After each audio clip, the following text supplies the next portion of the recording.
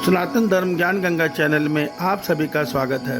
मेरे प्यारे कृष्ण भक्तों, आप सभी को जय श्री कृष्ण। श्री भगवान आप सभी का जीवन आनंदमय, मंगलमय, भक्तिमय तथा धर्म की राह में प्रशस्त करें, ऐसी मेरी श्री भगवान जी से प्रार्थना है।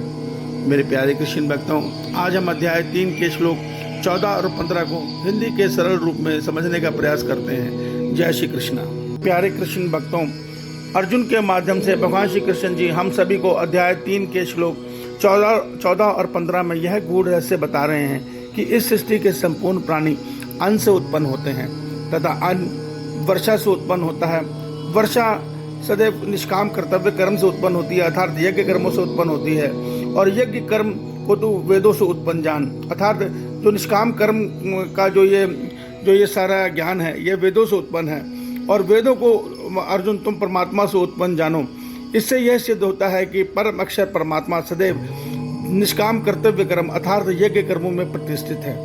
मेरे प्यारे कृष्ण भक्तों, अध्याय 3 के श्लोक 14 और 15 में भगवान श्री कृष्ण जी अर्जुन के माध्यम से हमें यह गूढ़ रहस्य बता रहे हैं कि परमात्मा की यह सृष्टि सदैव निष्काम यज्ञ कर्मों के द्वारा ही उन्नति को प्राप्त होती है। यज्ञ कर्म का अर्थ होता है निष्काम कर्तव्य कर्म, जो सृष्टि और प्राणी मात्र के हित के लिए किए जाएं। ऐसे कर्म यज्ञ कर्म कहलाते हैं, जिसमें मनुष्य अपना लाभ नहीं, मनुष्य सारे संसार का लाभ देखता है, प्राणी मात्र का लाभ देखता है, अपने पर्यावरण का, अपने सृष्टि के कार्य देवताओं का लाभ देखता है, वो यज्ञ कर्म कहलाते हैं। तो भगवान कहते हैं कि परमात्मा की इस सृष्टि में हर प्राणी का शरीर अन्न से बना है। अन्न कहाँ से उत्पन्न हुआ? अन्न वर्षा से उत्पन्न हुआ है। और वर्षा कहाँ से उत्पन्न हुई है? कर्तव्य कर्म से उत्पन्न हुई है। कर्तव्य कर्म क्या होते हैं? हमें अपने धरती को स्वच्छ रखना है, हमें अपने धरती पे पेड़ पौधे और हरियाली की रक्षा करनी है। हमें देख सकते हैं धरती के जिस भाग में हरियाली नहीं है, जहाँ जमीन बंजर है, वहाँ अन्न उत्पन्न नहीं होता।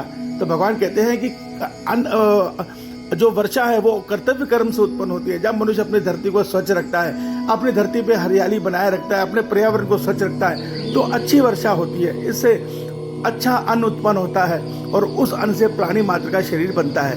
और भगवान कहते हैं इस प्रकार अर्जुन, सृष्टि के विकास और उन्नति के लिए मुझ परमात्मा ने अनेकों प्रकार के यज्ञ कर्म वेदों में बताए हैं और ये वेद मेरे द्वारा ही उत्पन्न हुए हैं। तो इस प्रकार अर्जुन यह सत्य समझना चाहिए कि प्राणी मात्र के कल्याण के लिए परमात्मा ने वेदों को रचा है।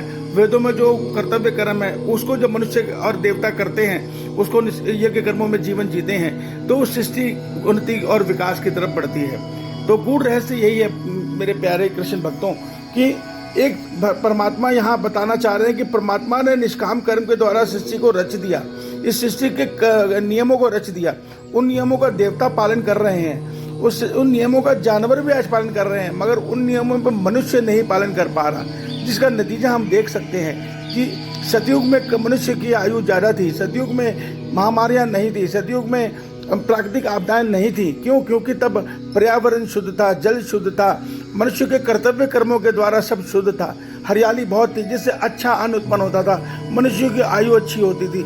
मगर आज निज स्वार्थ के कारण मनुष्य ने संसार के सभी प्राकृतिक देवताओं को दूषित कर दिया है, जिसका कारण ये संसार नित्य पतन की ओर बढ़ रहा है। हमारा पर्यावरण दूषित हो गया है, नदियाँ दूषित हो गई हैं, अन्न दूषित हो गया है, मनुष्य का जीवन दूषित हो गया है, महामारियों से घिरा मनुष्य की आयु 50 से 60 साल रह गई है, आने वाले समय में और कम हो जाएगी।